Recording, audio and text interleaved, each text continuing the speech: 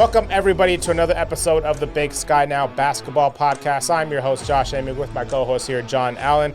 John, we made it to the end of the season with the games wrapping up on Monday. Things kind of took a turn towards the weekend if you're a Grizz fan. They ended up just getting a share of the regular season title because of how well Northern Colorado played, closed out the season with 4 straight wins. Had a couple of tough matchups with Portland State over the weekend. That's a team I do want to talk about later. But with the Bears and the Grizz getting that regular season share title for the Big Sky Conference, what stood out to you in those teams? Do you think that Montana kind of dropped the ball, or do you think it's more so that just those teams were always playing on the same level all year? I think they're both playing on the same level all year, so that's definitely one thing. I do think Montana is going to look back and realize that that 1 seed was very attainable. You had a 10-point lead with 4:45 to go against Portland State, and you give up a 10-0 run, go to overtime, and you drop it. Yep. But Portland State's not a slouch in this league. They're third seed for a reason. A couple of big wins. They knocked off Northern Colorado and Montana now, so they could be a player come the tournament here this next week. But Northern Colorado as well. They got it done when they needed to here.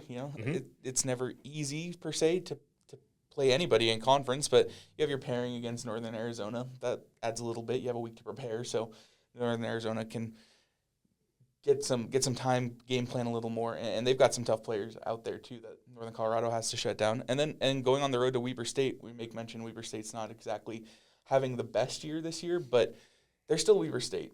They can put it together at any point. And Blaze Street's playing incredible basketball this past couple of weeks. He's knocked down a couple of buzzer beaters, 32 points in one of the games over the weekend. So, it's never easy, and they eked it out on the road for that one. So Northern Colorado definitely deserved it. Both teams deserve, I think, the share that they have. I think that both teams could probably go back and find a spot where they think that they deserve a standalone title as well. But a share is definitely, I think it's a worthwhile result for how the season's gone. Yeah, I think that's fair too, and I think the similarities between these two teams is just kind of how balanced they are. It's they have some star players that show in their times, like Money Williams dropping 36 over the weekend. They have these players that can do that, but they're more about a team effort. They're more of a balanced attack. I want to move on to a team that you kind of talked about a little bit about was Portland State. We talked about Portland State and Idaho State as being two teams that could kind of make some noise because of just how well they've been playing all year. Portland State, they had that slip up earlier in the season where they would kind of look like they had a chance to lock up that 3 seed, and then they slipped away, and then they answered right back with 3 straight wins over the weekend. Idaho State picked up 2 very good wins, had that close loss. But out of these two teams, who do you think is playing the best basketball right now, and who do you think going forward that these teams could be scary to face? I think if I had to pick one of those two teams that's playing the best basketball right now, I'd say Portland State, coming off of a great game against Montana, but that is a statement win for the team. It is. Finishing off their home record with 13-1 at home this year, which is very solid. And not to be overlooked, but a 17-point win against the Montana State team that's kind of had its on again, off again moments. They close out the season strong too, though. Montana State, yeah, exactly. So, they finished up with a 25-point win and a 17-point win right after that. So, the Bobcats were definitely something to not overlook. And Portland State went out there and boat raced them. Really, they took control early and cruised to a win. So I think Portland State's definitely one that you got to look at as potentially.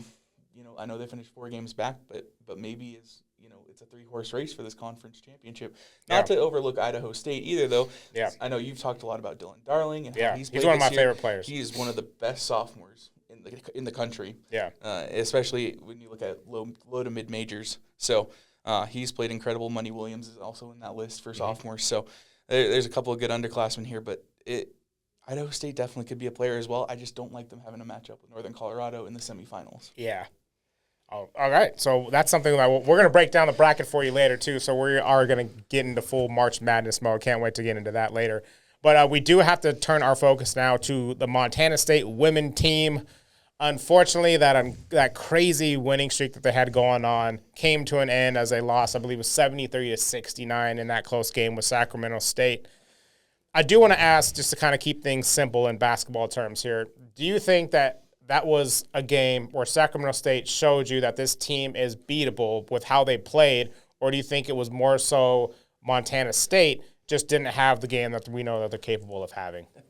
Yes and yes. Yeah. I think that, we've talked about what will happen with this Montana State team if they go cold at times. Mm-hmm. If you look through the end of the second quarter, the beginning of the third quarter, there was a 21-2 run for Sacramento State that brought them back. Montana State had just gone 15 straight. They took a 13-point lead, 38-25, and Sac State dealt with that, came back and put together their own 21-2 run to take the lead, and put them ahead. And they really didn't lose that lead. Montana State may have jumped in front by a point the rest of the game, but Sac State was there in front, battling, and got the win on the road in Bozeman. I think that needs to be said as well. It's like, yeah, they didn't just go. It was on the road. Yeah, they didn't look exactly. into a win at home. They went onto the road. They put together a run and they made a statement. Mm-hmm. So I definitely think that there's some things that Montana State definitely would have to look at with that. But at the same time, Montana State didn't have Mara Dykstra and they didn't have Dylan Phillip, and those are big things because Dykstra was hurt. Both of them were hurt against the Grizz when they played the Lady Grizz a week before. But Dykstra was day to day. So she can still get back, and Dylan Phillips done for the season now. So that's a big loss for that team. But Tricia Binford said after the game that they're still kind of trying to find their rhythm without them now. Mm-hmm. Trying to develop into the rotations that they have, light two players. So I think that definitely plays into it as well. So it may not put the blueprint out there on how you're going to beat Montana State, but it definitely has to give a little bit of hope to some of these other teams, especially when they see that they might be struggling with trying to fill in that role that Phillip left now. Yeah. And if Dykstra is maybe not exactly healthy, I'm hoping that they can get her back for the tournament here this next week. But with injuries, you never want to rush anybody back. No, I think those are a lot of good points. I think the one thing that stood out to me when looking at this game and just how they lost was the 3-point differential. I think Sacramento State was 12 of 27, if I remember correctly, and Montana State finished the game with just 5 threes. So it was them shooting close to 50% from 3 to get a 4-point win. And to me, I was kind of just like, this is a loss, but it's not something that you should be too worried about. And I also think that I've always believed that sometimes when you have such a long winning streak and you bring that into the postseason, you kind of have a different mark on your back. We've seen it in years past with the Patriots. They lost the biggest game of the year. But I think having this loss, then having another tune-up game before the regular season comes to an end, and now you're going into the tournament knowing that you're not that invincible team, I think that can potentially in the end do some favors for the Bobcats. Do you agree with that or no? Oh, definitely. Yeah, you see it a lot of times with teams that go in undefeated. Mm-hmm. I remember 2021 Gonzaga was a big one on the men's side that they made it to 39-0 in the national championship game against Baylor. They didn't have that experience with losing, and a lot of people think that might have played into the fact of why a close game didn't go their way, and Baylor ended up running away from them late. So getting those close game experiences are always beneficial, even if you don't come out on top. Exactly. We talked about this a lot during football season as well. It builds character for your team. You can find out what resolve your team has, and maybe game plan a little different for what works and what doesn't work in a late game situation. Absolutely. Moving on to the other team, I can't figure this team out, the Lady Grizz. They close out the season on a 3-game winning streak. But they or almost had a 3-game winning streak, but they had that loss to Eastern, which was a close game, only by 3 points. The Grizz had that stretch where when they were going through the interim coach, that they looked like they figured things out and they're playing really well. And then they followed that up with, I think, a 4-game losing streak. Now they almost have a 3-game losing streak going into the tournament. What do you think of this team? I know you follow them pretty close. So what do you think of this makeup of the team? Yeah, it's another team that I can't really figure out entirely. Me too. Like you mentioned, but yeah, one of the things that I think that needs to happen is they just need consistent play from everybody. They got it this week from Matt Koenig. She earned Co-Player of the Week honors for this week. But they also need some help. You got Avery Waddington as a freshman who stepped up really well. Tyler McClement-Call has stepped up at points really well. You just need everybody to come together. And then on top of that, you have Danny Barch, who's I don't want to say she's been disappointing this season, but she hasn't played to, I think, what her full abilities are. Okay. And if she can get hot from behind the arc, I think that definitely helps this. I do think that this Montana team has changed since the coaching change, with Nate Harris now leading. If he seems like they were having a little bit more fun, I think that maybe they got through the honeymoon period of that, though, and things are kind of coming back to reality. And with that, you have to settle back in. You're still playing basketball. You can make that honeymoon period last longer and just have fun with it, but losing is never going to make that easy. Yeah. No, I think those are a lot of good points. I like that you bring up the honeymoon phase, because change is usually good in sports for the most part.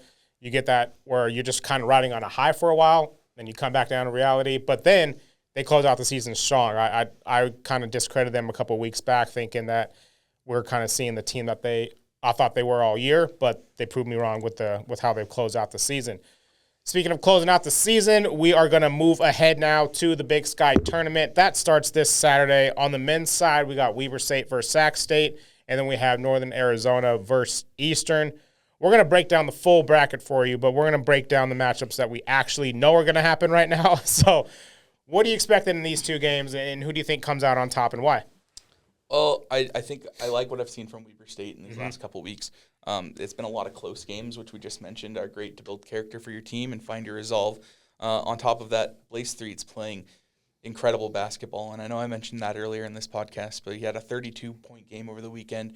It seems like he's in the high 20s. And another 30s. 27 game. Yeah, and you know, he had the assist on the buzzer beater against Eastern Washington with the inbound play. I don't know if you caught that, but I did not. 0.4 of a second left, throws it up on the tip and get the tip in from the big man underneath. So they get to go home happy from Cheney.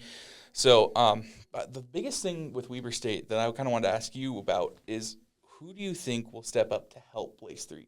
Because he can't do everything on his own, especially when you start having to go back to back to back like they're going to have to do to make a run. I think for me it comes down to, I don't know if it's necessarily about what I think will happen. I think who I think the best candidate is the other guard, and I know he has a crazy name that I can't pronounce. I want to say his first name is Tilleman. If I can remember that right. But he's a great three-point shooter. And I think the thing that I've realized in a lot of the games that Weber State has lost is he has not shot well from the field. He is that other backcourt guard that can help take some pressure off of three. But I think the biggest thing with him is if he just hits his shots, it's a completely different game. I think in one of the games over the weekends, he was 4 of 11 from the field, which wasn't a big deal. And he went 3 of 10 from three.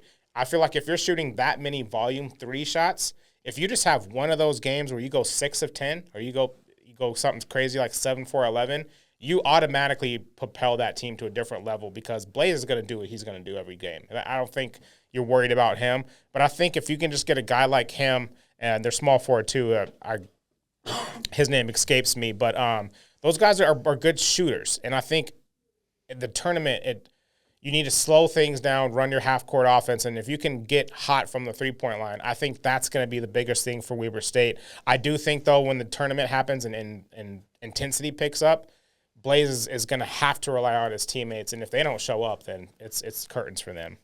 But if you don't mind, I'll want to hop in here too because I had a name that I looked up and was thinking the freshman guard, 6'4", Trevor Hennig.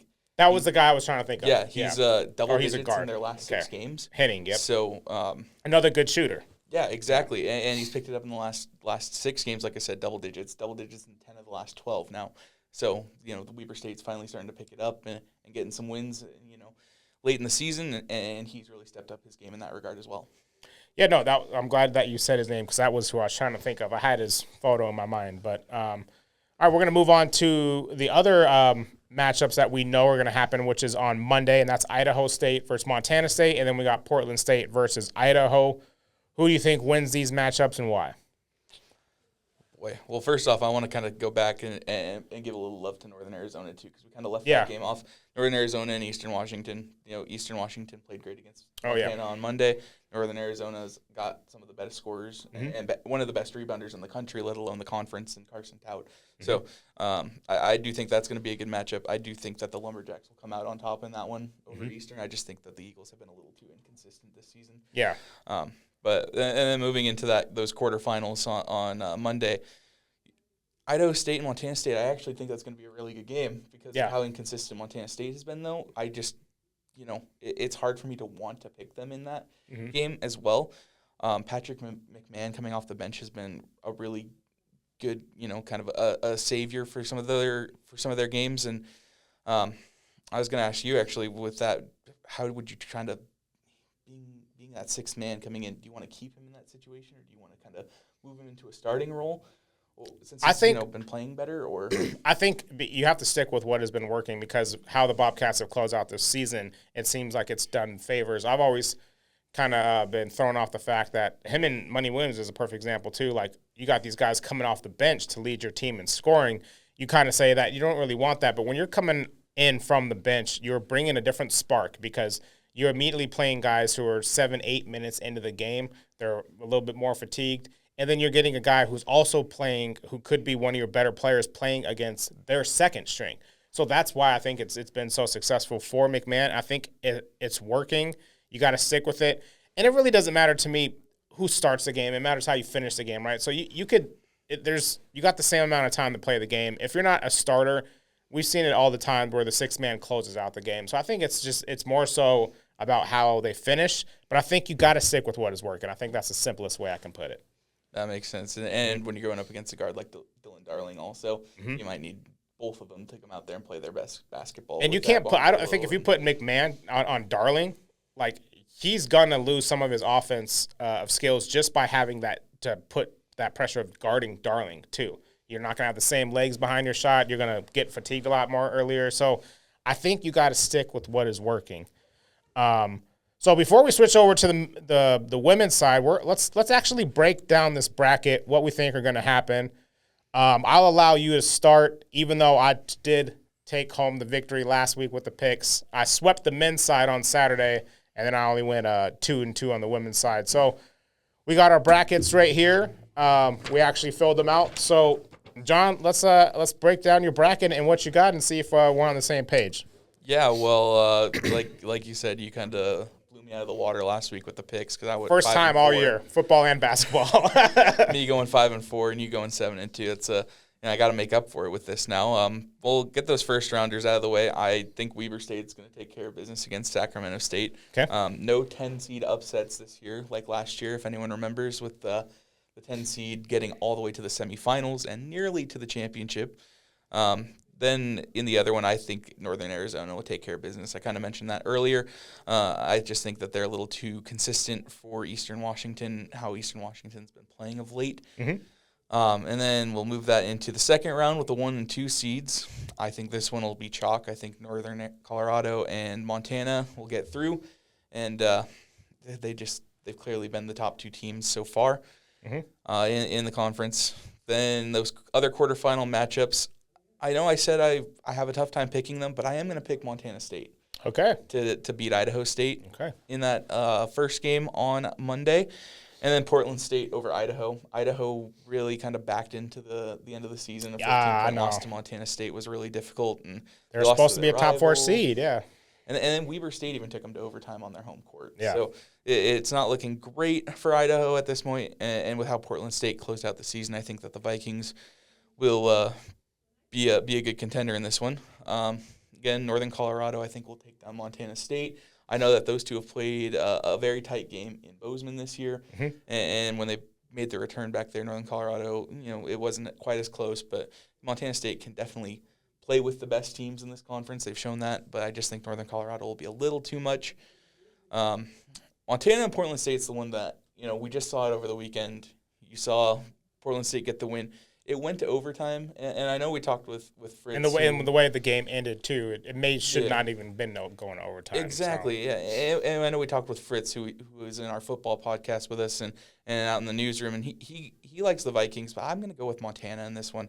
I don't think that the Grizz will let it happen twice in a week. Mm-hmm. And so it's going to set up, 1 versus 2, the two teams, 1A versus 1B, I guess you could even say, because they're joint champions. And I've got the Bears. I've got the Bears taking the championship. I think that they'll get redemption for that last loss at home, and they just felt like they had that slight edge. Montana just doesn't. They're great. They're a great team in this conference, but they just don't feel like they have the it factor to take home the title. All right. Well, I have a little bit of different picks from you. And it's more so towards the end of the bracket than the first. But I had the same 2 picks starting off the first round on Saturday. I got Weber State winning. I think they're playing great. And then I have Northern Arizona beating Eastern Washington. Moving on to that game that's on Monday that we know that's going to happen, I got Idaho State taking over Montana State. Like I've been mentioning all season, Dylan Darling's my guy. I'm just rocking with, I think guards matter the most come tournament time. I'm sticking with him. And that team, I think the Bengals get it done. I'm on the same boat as you. I think the Vandals kind of close out the season kind of on a whimper.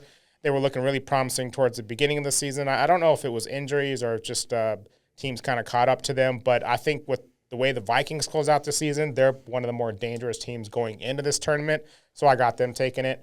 I'm the same as you. I got Northern Colorado beating Weber, and I got Montana beating NAU.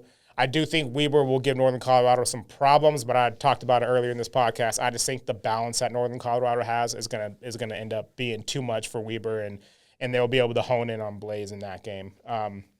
Moving on to the semifinals, Northern Colorado versus Idaho State. This one's tough for me because I think Northern Colorado is the best team in the Big Sky, in my humble opinion. But I just like the way Idaho State has closed out the year, especially these last 3 weeks. But I think Northern Colorado takes this, and I think it'll be a lot closer than people expect. And then the other game, maybe I was persuaded by Fritz. I'm not too sure. But I got the Vikings taking the Grizz again. I think it's really hard to – you make a great point. It's really hard to beat the same team in that short span. But I just really like a team that has been playing as well as the Vikings. And it's not to the Grizz. That besides that loss, they would have went on, 11, 12-game winning streak or something like that. But I just think that the Vikings just get it done. And then that matchup, I got Northern Colorado versus Portland State. I got the same pick as you. I got Northern Colorado winning it all. So I hope I'm wrong, but we'll see. Well, let me get in here and ask you this then really quick. Because we've talked about Portland State and how they've played this year. Home and away and neutral site is a whole different game. They were 13-1 at home this year, 5-10 on the road this year. How is their game going to translate when you get to that neutral site in Boise? I think one of the things that you said to me earlier in the season when I was talking about how a lot of Big Sky teams have a common theme of not having a road record, you brought up the fact that a lot of those road wins and losses come to just better teams, to teams that are higher ranked and all that. I think with Portland State, a neutral site is still not going to be in their favor because Grizz fans, if it ends up being that matchup, Grizz fans travel more than Portland State Vikings fans do anyways. I just think that come tournament time, it's more about like the guard play and about the balance of the team. And I think Montana, in my opinion, I think they have better players than Portland State does. I just think that Portland State is just more poised. And I think the fact that win that they had over the weekend is the biggest difference to me. I think if Montana took that win and Portland State didn't close out the way they did, Montana would beat this team by probably double digits. But now you gave Portland State hope. And I think that's the only thing is that you got this team. This team has been good all year. It's not like Portland State just got good. But they're getting hot at the right time. And we've seen that numerous years in March Madness when a team goes into the championship. They just win their – like UConn back in the day, they win their conference title and then they just keep it going. I think Portland State has a little bit of that. And I think because it's a neutral site and it's kind of smack dab in the middle in Boise, we got Portland to Boise and then Missoula to Boise, I don't think it will be too much of a difference. I'm curious to see what happens. And like I said, I do think Montana is the better team. I'm just sticking with the Vikings because of how they close out the year. That's it. That's the only reason. Definitely. Well, if fans are going to want to, see that matchup, if that does happen, they're going to have to stay up late because that second semifinal is set for 9:30 Mountain Time. So maybe a little easier in Portland with only 8:30. But here in Montana, it's a late night if you want to watch the Big Sky tournament. Oh, yeah. Well, in March, I think people are locked in from, early morning to late night. So we'll see. So we're going to switch over now to the women's side of things to wrap up this episode. The first matchups we have over the weekend, we got Northern Colorado versus Portland State and Eastern Washington versus Sacramento State. Who do you like in these matchups? Yeah, I got to go with Sac State after what they just did over the weekend. I think that they've found a hot gear the right time. Like we kind of mentioned with Portland State, you get hot at the right time, you can make that run. So I definitely think they'll take care of business against Eastern.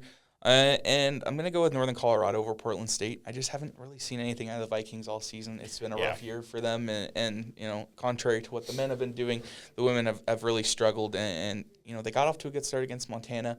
They went up, I think, by double digits in that first quarter last week and then still lost by 13. So they have to string it together for a full game, and I just don't know how well they can do that. Okay.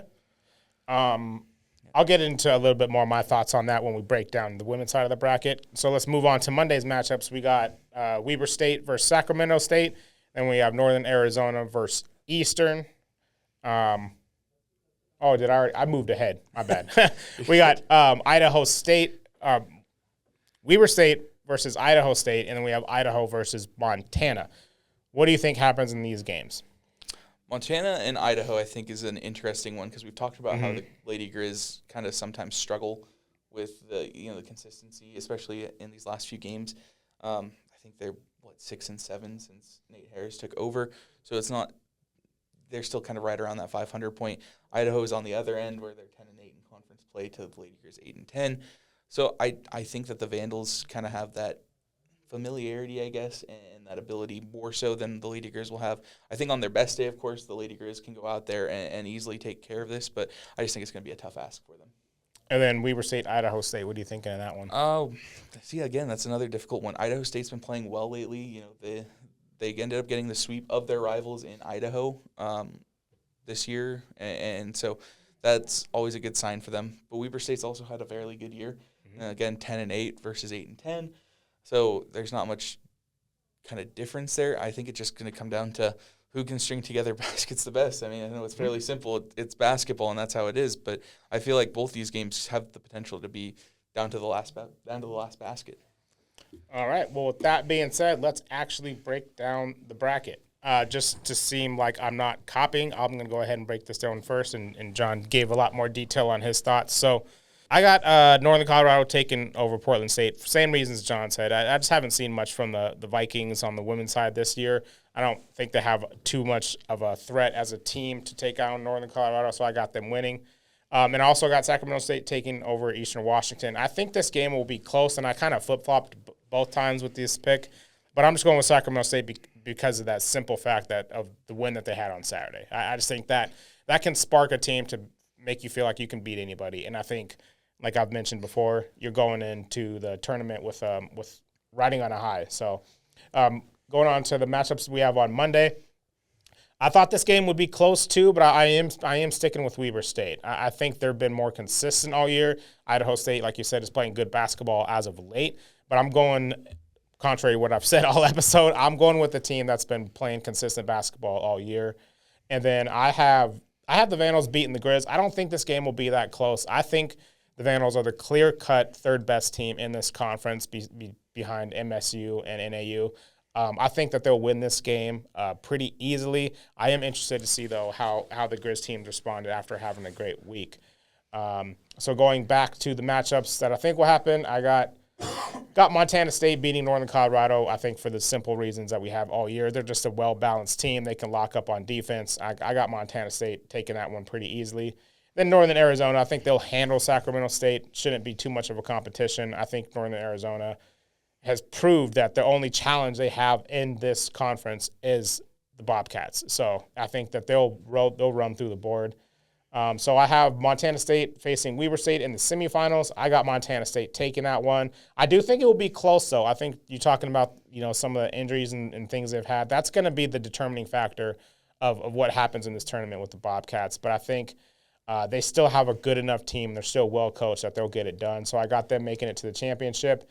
NAU will beat Idaho, but I think it will be a closer game because I do like the way the Vandals play. But I just think NAU is arguably the best team in this conference. And that's why it leads me to the championship game. I know that Montana State has beat the Lumberjacks twice this year. That was when Montana State had a full team, that they were healthy. But I think it plays a factor with their psyche. I'm sticking with the Bobcats to get it done. I think it'll be a close game, but I just think that this team might just have a little bit of a mental advantage over the Lumberjacks, knowing that the team has already beat them twice. I think that could lead to a lot of pressing and shooting some forced shots and trying to prove that you're a good team. And I think the Bobcats get it done. I think that loss on Saturday is going to do them a favor. All right, I think you threw me off there. I thought you were. I know it was. I tried to make it suspenseful. Well, I could kind of. We'll get into mine now because I kind of went over my first round games. I think Northern Colorado is going to take down Portland State, and I think Sac State will take down Eastern Washington. Getting into those other those third round games that we talked about with Montana and Idaho, I'm with you. I do think that Idaho will win this game. I think that on their best day, the Lady Grizz can come out there and make it a good game. I just think that Idaho will be too much, and with how inconsistent the Lady Grizz have been, it's going to take 3 or 4 players putting together a very solid performance for them to be in it. Mm-hmm. So I do have the Vandals taking that. I didn't mark it down on here for some reason, but Weber State and Idaho State, I was going to go with Idaho State in that one just because I feel like they've been playing good basketball lately. So we'll go ahead and I'll pencil in here the ISU to move on. Yeah, we need witnesses to see where our picks are. And we'll move back to those second-round games. I, too, think Montana State's going to go ahead and take care of business against Northern Colorado.